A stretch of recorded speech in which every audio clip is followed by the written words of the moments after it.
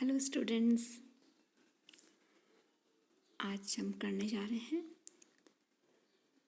Class 10 NCERT chapter number 1 chemical reactions and equations. Let's starts.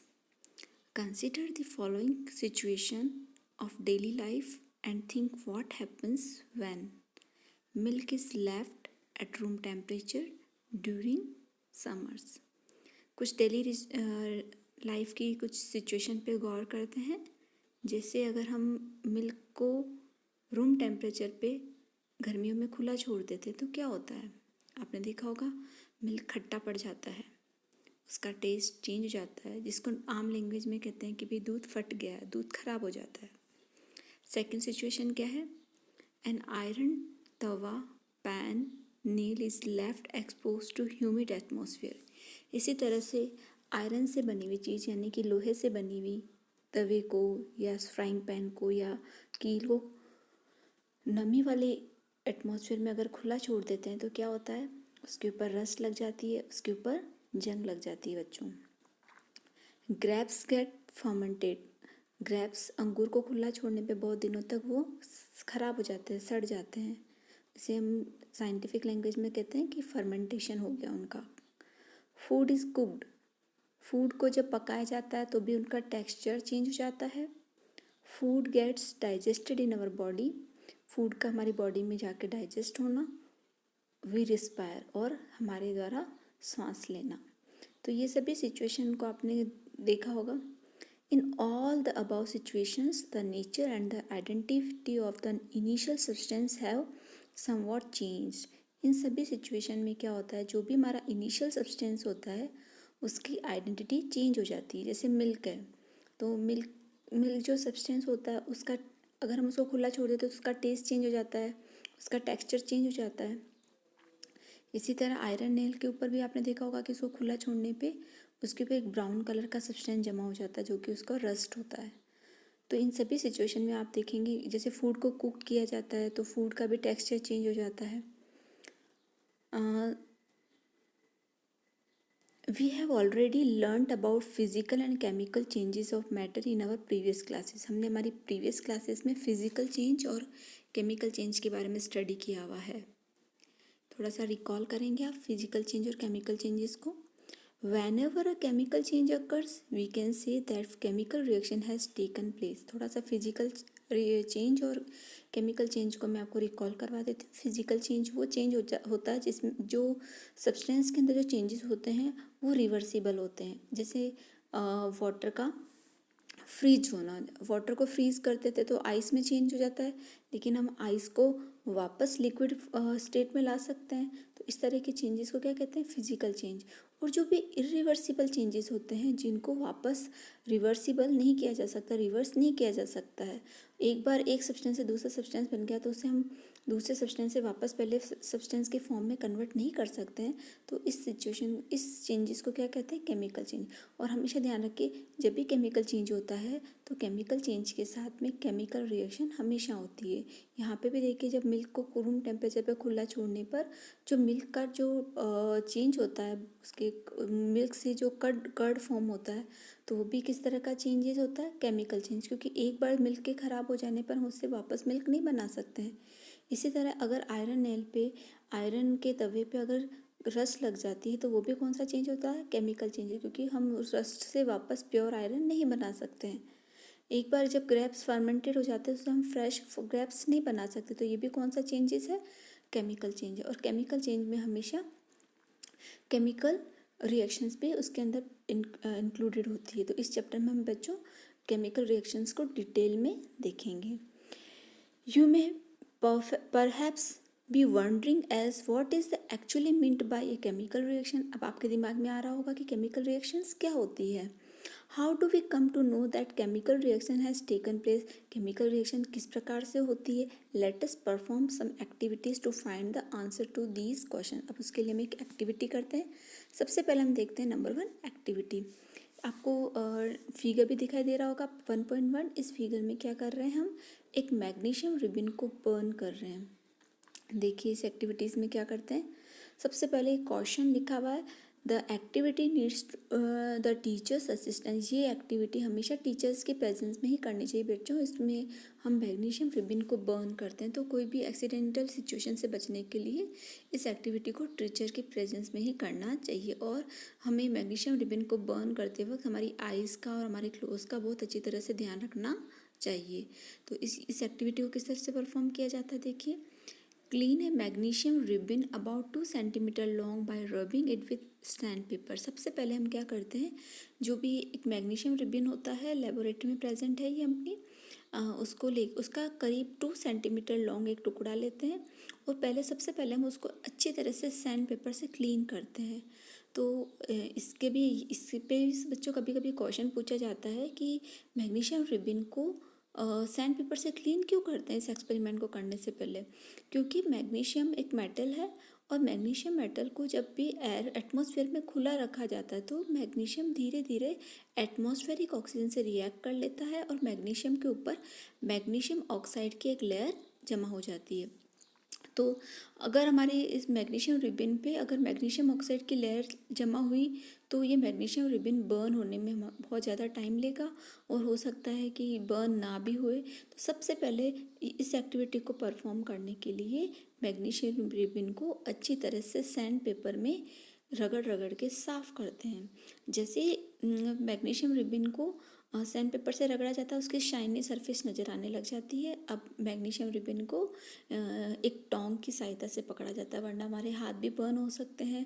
Magnesium ribbon को टोंग की सहायता से पकड़कर बर्नर की हेल्प से धीरे धीरे बर्न किया जाता है। अब बर्न करने के लिए देखिए, जैसे हम इस मैग्नीशियम रिबन को बर्न करते हैं बहुत तेज़ एक फ्लैम आती है, बहुत तेज़ जिस तरह से दिवाली पे पटाखे जलते हैं ना फुलझड़ी, उस तरह की रोशनी आती है तेज़, बहुत फ्लुएंटली बर्न होता है। और साथ ही साथ जितना भी जो मैग्नीशियम होता है वो वाइट पाउडर में कन्वर्ट हो जाता है और उस वाइट पाउडर को हमें क्या करते हैं, एक वॉच ग्लास पे कलेक्ट कर लेते हैं। तो अब आपने देखा इस एक्टिविटी में क्या हुआ, मैग्नीशियम रिबन को बर्न किया तो मैग्नीशियम रिबन किस में कन्वर्ट हो गया, एक वाइट कलर के पाउडरी सब्सटेंस में कन्वर्ट हो गया। अब जरा आप सोचिए कि ये फिजिकल चेंज हुआ या केमिकल चेंज हुआ। यस, ये केमिकल चेंज है, क्योंकि एक बार हमने मैग्नीशियम रिबन से मैग्नीशियम का जो पाउडर प्रिपेयर किया है, इस मैग्नीशियम के पाउडर को बोलते हैं मैग्नीशियम ऑक्साइड। तो जब मैग्नीशियम को बर्न करते हैं तो मैग्नीशियम ऑक्सीजन से रिएक्ट करके मैग्नीशियम ऑक्साइड में कन्वर्ट हो जाता है और ये मैग्नीशियम ऑक्साइड का वाइट कलर का पाउडर हमें प्लेट में वॉच ग्लास में प्राप्त होता है। अब वापस हम इस मैग्नीशियम ऑक्साइड को से मैग्नीशियम में कन्वर्ट नहीं कर सकते हैं, इसलिए इस तरह का चेंजेस हो गया, इसको बोलेंगे केमिकल चेंज। अब वैसे तो हम केमिकल रिएक्शन आगे पढ़ेंगे, लेकिन मैं आपको किसके रिएक्शन लिख के बताती हूँ। देखो, मैग्नीशियम का फॉर्मूला क्या होता है, Mg, ठीक है, और ऑक्सीजन गैस का फॉर्मूला O2। तो दोनों जब मैग्नीशियम की और ऑक्सीजन की जब रिएक्शन होती है तो क्या बनता है, एरो लगाएंगे सबसे पहले हम, और मैग्नीशियम ऑक्साइड का फॉर्मूला आता है MgO। मैग्नीशियम ऑक्साइड का फॉर्मूला क्या हो जाएगा, MgO। एक और वापस लिख देती हूँ, मैग्नीशियम ऑक्साइड का फॉर्मूला MgO। ये किसका फॉर्मूला है, मैग्नीशियम ऑक्साइड का फॉर्मूला। तो हमारी केमिकल रिएक्शन में क्या हुआ, मैग्नीशियम किस में कन्वर्ट हो गया, मैग्नीशियम ऑक्साइड में। You must have observed that magnesium ribbon burns with a dazzling white flame and changes into a white powder। हमने देखा magnesium ribbon white dazzling fire के साथ, फ्लेम के साथ जला और किस में कन्वर्ट हो गया, एक वाइट कलर के पाउडर में कन्वर्ट हो गया। और वाइट पाउडर का नाम क्या है, मैग्नीशियम ऑक्साइड।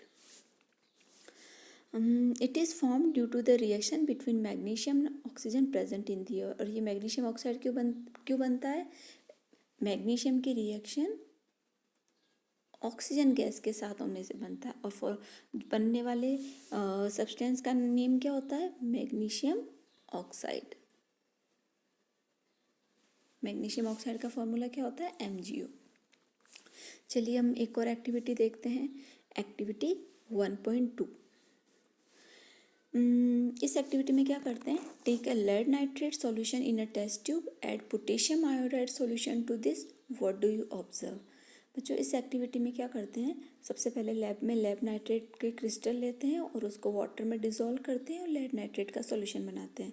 लेड नाइट्रेट का सॉल्यूशन ट्रांसपेरेंट होता है। साथ ही साथ हम एक दूसरी टेस्ट ट्यूब में पोटेशियम आयोडाइड का सॉल्यूशन बनाते हैं और पोटेशियम आयोडाइड का सॉल्यूशन भी ट्रांसपेरेंट होता है।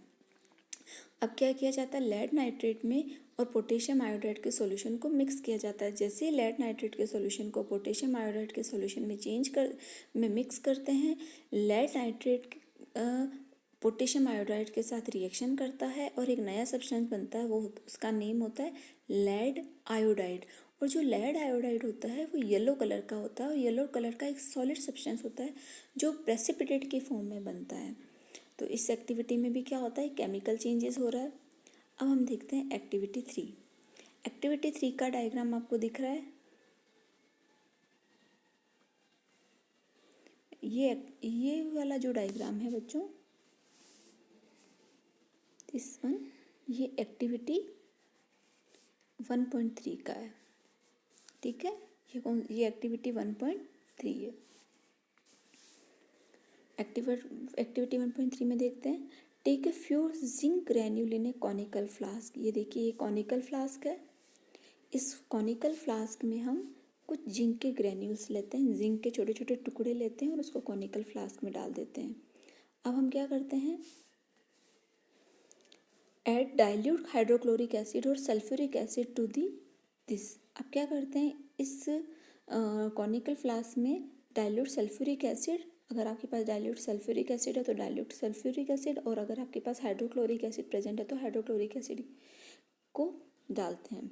जैसे ही जिंक ग्रेन्यूल और डाइल्यूट सल्फ्यूरिक एसिड के बीच में रिएक्शन होती है, बबल्स के साथ एक गैस फॉर्म होती है और ये गैस कौन सी होती है बच्चों, हाइड्रोजन गैस। और कॉर्क लगा, हम इस कॉनिकल फ्लास्क पे पहले से एक कॉर्क लगा देते हैं और एक ग्लास ट्यूब उसमें लगी हुई होती है ताकि हमारी गैस बाहर ना निकले। ठीक है, और हम इस गैस को टेस्ट भी कर सकते हैं कि बनी हुई गैस हाइड्रोजन गैस है।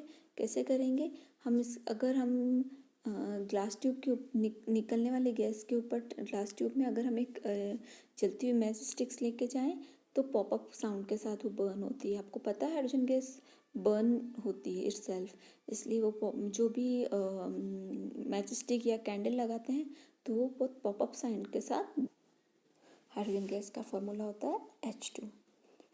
तो इस तरह से हमने 3 एक्टिविटीज़ देखी। तीनों एक्टिविटीज़ में हमने देखा कि केमिकल चेंजेस हो रहे हैं। तो from the above 3 activities we can say that any of the following observation help us to determine whether a chemical reaction has taken place. तो तीनों एक्टिविटीज़ से हमें ये पता चलता है कि कोई भी रिएक्शन हो रही है उसमें कोई भी जो चेंज हो रहा है वो केमिकल चेंज है या फिजिकल चेंज है। तो केमिकल चेंज की कंडीशन में 4 तरह के चेंजेस होते हैं। चेंज इन स्टेट, या हो सकता है कि फिजिकल स्टेट में चेंजेस हो। दूसरा है चेंज इन कलर, हो सकता है कि कलर चेंज हो, जैसे अभी हमने पोटेशियम आयोडाइड और लेड नाइट्रेट की एक्टिविटी में देखा कि लेड आयोडाइड की येलो पीपीटी बनती है। इवोल्यूशन ऑफ द गैस, अभी जो हमने थर्ड एक्टिविटी की जिसमें हाइड्रोजन गैस इवॉल्व हो रही है, और इसी एक्टिविटी में हम जब कॉनिकल फ्लास्क के ऊपर हाथ लगाएंगे तो वो हमें थोड़ा सा गर्म लगता है। तो फोर्थ कंडीशन चेंज क्या हो सकता है, चेंज इन टेम्परेचर।